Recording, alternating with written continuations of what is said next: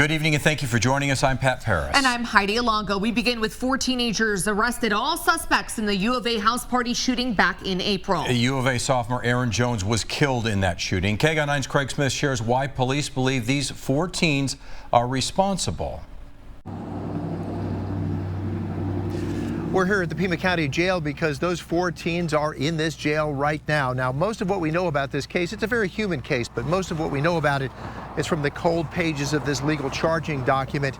And in this, police describe a cold-blooded situation that left a 20-year-old U of A co-ed dead. Surveillance video caught the chaos when shooters hit a party that included U of A athletes. 20-year-old Aaron Jones died that night. Tucson police picked up the 4 suspects at far-flung locations. Court documents say when police found 18-year-old Esteban Garcia, he told them he knew they wanted to talk to him about a drive-by shooting.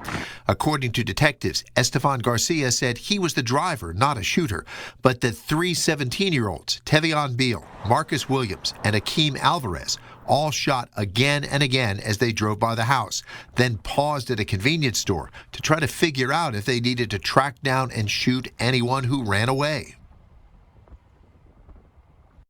Now, one of the things we do not know from this document, because it's been heavily edited before it was released to the public, we don't know the answer to a very important question, and that is, why?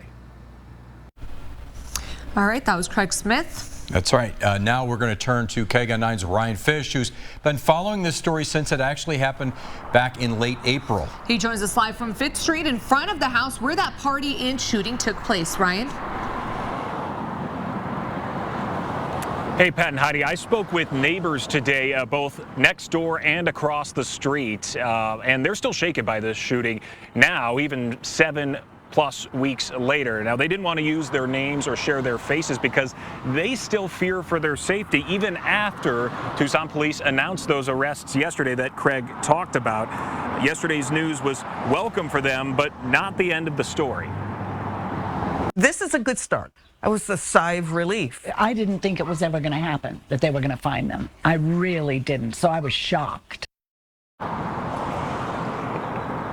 With that in mind, these neighbors still on edge. They claim they've heard more late-night gunshots in the neighborhood since the party happened, and they worry about the future, and they worry about future parties at this house or others in the neighborhood getting out of hand like this one did and leading to a confrontation like this one that unfortunately ended in tragedy. Pat and Heidi? And Ryan, you're at that house where it all went down. Is there any activity? Have you seen anything since being there? Not really, Heidi. In fact, neighbors tell me that they haven't seen any signs of cars or people here in weeks. And you get a look at the house. The mailbox has fallen off of its stand. A side door is open. There was a red tag here for an unruly gathering that has since been partially torn off. We do know U of A football players were among the tenants here when the party happened. But for now, it's just an eerie reminder of the tragic shooting that happened back in late April. All right, let's turn to Craig Smith again. Can you tell us, Craig, more about how these suspects may have been scouting out the party before the shooting began? Well, you know, for a first-degree murder case, there's often a lot of question of was there premeditation, pre-planning, and what you find out is that the law doesn't require lots and lots of planning over weeks or months, but in this case, there was some evidence that police described of that they actually drove by the house several different times and at one point made a U-turn before that U-turn took them back to the house, and that's when the shooting began. All right, Craig, thank you so much. Ryan, thank you so much for that team coverage.